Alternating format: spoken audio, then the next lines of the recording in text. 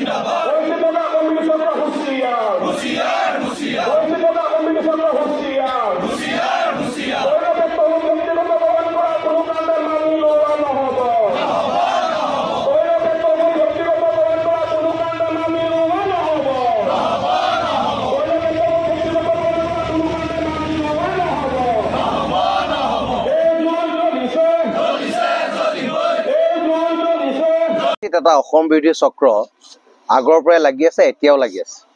গতিকে সেই অসম বিৰোধী চক্ৰটোৰ বিৰুদ্ধে আমি সকলোবিলাক দলসমূহ একত্ৰিত হৈ এটা প্ৰতিবাদ কৰিছোঁ।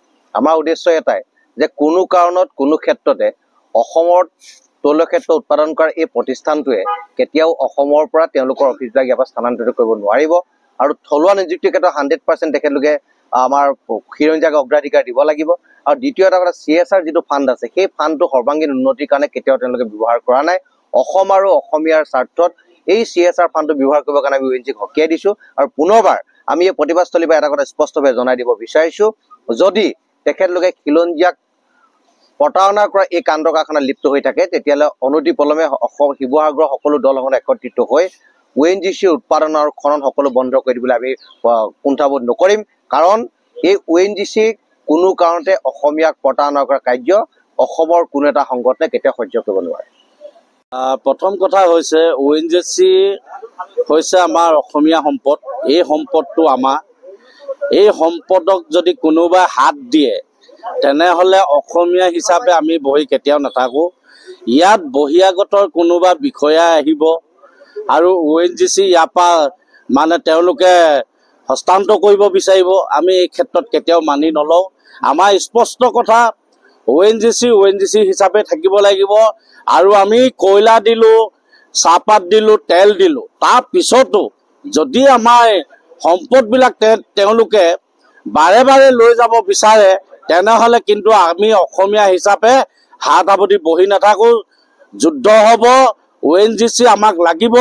ONGC আমাৰ নিজৰ যিসকল আজি ONGC আন্দোলনৰ সময়ত যিসকল শ্বহীদ হৈছিলে সেইসকলৰ ত্যাগৰ বিনিময়ত আজি ONGC জীয়াই আছে। আৰু এই ONGCৰ ওপৰত যদি কোনোবা বহিৰাগত বিষয়ে হাত দিব কিন্তু আমি এই হাত ভাঙি দিবলৈ আমি বাধ্য হ'ম। ONGCৰ থলুৱা বিৰোধী নীতিৰ বিৰুদ্ধে আমি শিৱসাগৰ জিলাৰ বিভিন্ন জাতীয় জনগোষ্ঠীয় সংগঠনে ঐক্যবদ্ধভাৱে বিগত সময়ত কেইবাবাৰো আমি পত্ৰৰ যোগেদি আমাৰ অভিযোগসমূহ উত্থাপন কৰি অহাৰ পাছতো আজি তাৰিখলৈকে কিন্তু এই অভিযোগসমূহৰ ক্ষেত্ৰত ONGC কৰ্তৃপক্ষই অকণমানো গুৰুত্ব প্ৰদান কৰা নাই। আমি আজি ONGCৰ শিৱসাগৰৰ মুখ্য কাৰ্যালয় নাজিৰাৰ মুখ্য কাৰ্যালয়ৰ সন্মুখত শিৱসাগৰ জিলাৰ প্ৰতিটো জাতীয় জনগোষ্ঠীয় সংগঠন আমি একত্ৰিত হৈছোঁ আৰু ইয়াতে প্ৰতিবাদী কাৰ্যসূচী গ্ৰহণ কৰিছোঁ। প্ৰথম কথা হ'ল ONGCক আমি এটা প্ৰশ্ন কৰিব বিচাৰিছোঁ, কি যুক্তিত তেখেতসকলে ইয়াৰ পৰা কেইবাটাও গুৰুত্বপূৰ্ণ কাৰ্যালয় শিৱসাগৰৰ পৰা স্থানান্তৰ কৰি নিছে। তেখেতসকলে ইতিমধ্যে ইয়াৰ পৰা যিটো আমাৰ জিঅ'লজি বিভাগ আছিলে গুৰুত্বপূৰ্ণ বিভাগ ইয়াৰ পৰা স্থানান্তৰ কৰি নিছে। তেখেতসকলে ইয়াৰ পৰা যিটো ফাইনেন্স ডিপাৰ্টমেণ্টটো ইয়াৰ পৰা তেওঁলোকে স্থানান্তৰ কৰি নিছে। যিটো কেমেষ্ট্ৰি ডিপাৰ্টমেণ্ট আছিলে সেইটো তেওঁলোকে ইয়াৰ পৰা স্থানান্তৰ কৰি নিছে। যিটো HR ডিপাৰ্টমেণ্ট আছিলে সেইটো ইয়াৰ পৰা স্থানান্তৰ কৰি নিছে। আৰু অতি পৰিতাপৰ বিষয়, শেহতীয়াকৈ আমাৰ হাতত তথ্য আহি পৰিছে যে মূল কাৰ্যবাহী অভিযন্তাৰ যিটো কাৰ্যালয় নাজিৰাৰ এই সমূহ কাৰ্যালয় ইয়াৰ পৰা স্থানান্তৰ কৰাৰ কুটিল ৰাজনীতিত ইতিমধ্যে এটা বাহিৰাগত ONGCৰ ভিতৰৰ গোষ্ঠী সৰব হৈ পৰিছে।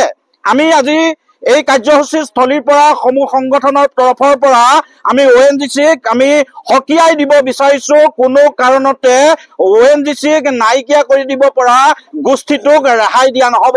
আগৰ সময়ছোৱাত কেৱল মাত্ৰ পত্ৰৰ যোগেদি আমি প্ৰতিবাদ সাব্যস্ত কৰিছিলো। আজি তাৰিখৰ পৰা আমি ৰাজপথত প্ৰতিবাদ আৰম্ভ কৰিছো। আজি গণপ্ৰতিবাদী কাৰ্যসূচী গ্ৰহণ কৰিছো।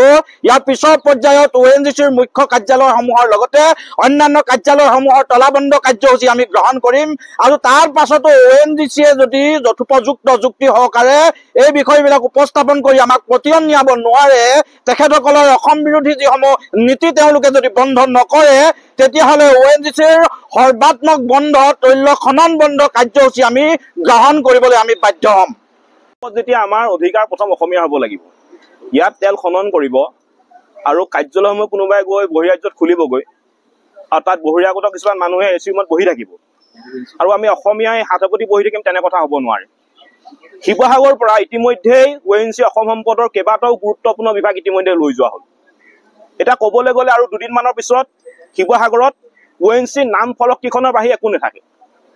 কিন্তু এই অসম সম্পদটোৰ লগত বা অসম সম্পদটো জীয়াই ৰাখিবৰ কাৰণে অসমৰ মানুহে বহুত ত্যাগ কৰিলে, মাটি বাৰীকে ধৰি সৰ্বোচ্চ দিলে। কিন্তু ONGCৰ পৰা অসমৰ মানুহে কি পালে?